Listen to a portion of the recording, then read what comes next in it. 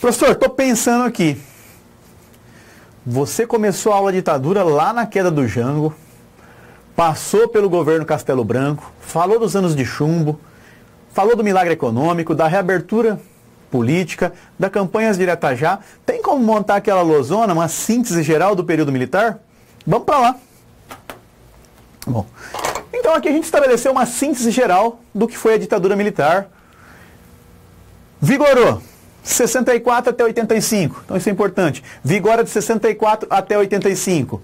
Como começa? Quando começa a ditadura militar? A partir de um golpe civil-militar. Então aqui um ponto importante. Golpe civil-militar em 1964. Esse golpe civil-militar derruba o João Goulart, o então presidente, conhecido como Jango, né, o João Goulart.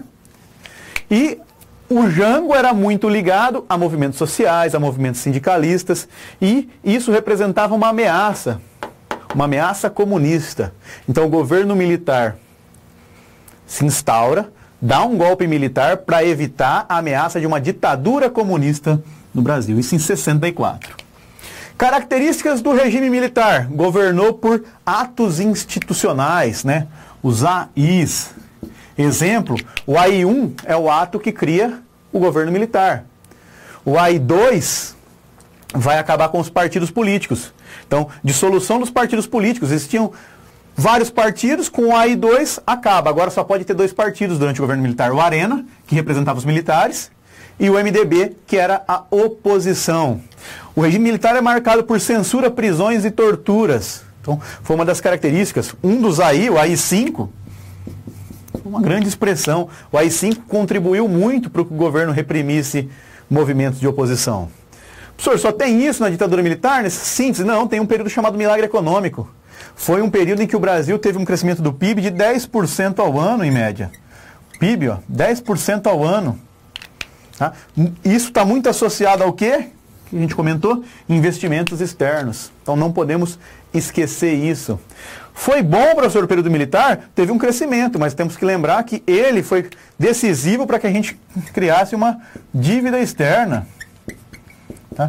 Apesar do crescimento econômico, não ocorreu distribuição de renda. Então, uma outra característica interessante. Os desgastes do governo militar contribuíram para um processo de abertura política a partir do governo Geisel.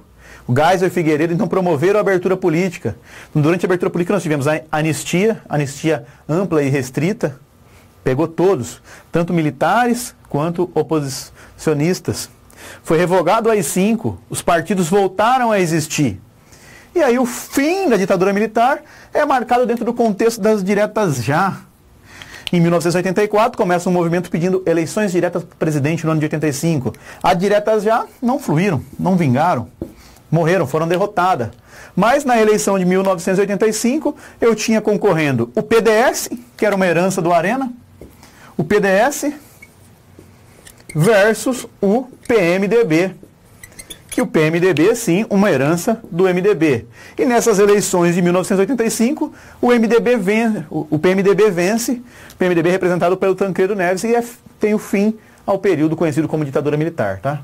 E só uma síntese geral para você ver o global da ideia. Em cada aula a gente discutiu esses tópicos com mais detalhes. Beleza?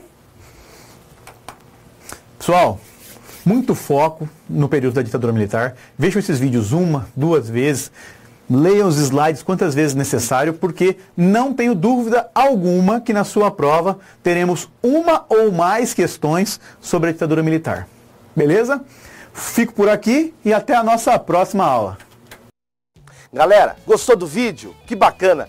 Então clica aí, né? Dá uma curtida, faz um comentário se você puder e inscreva-se no nosso canal do YouTube. E deixa lá no sininho, ao clicar, você recebe as mensagens também de notificação. Visite nosso site e conheça nossos cursos preparatórios para concursos públicos. Muito obrigado!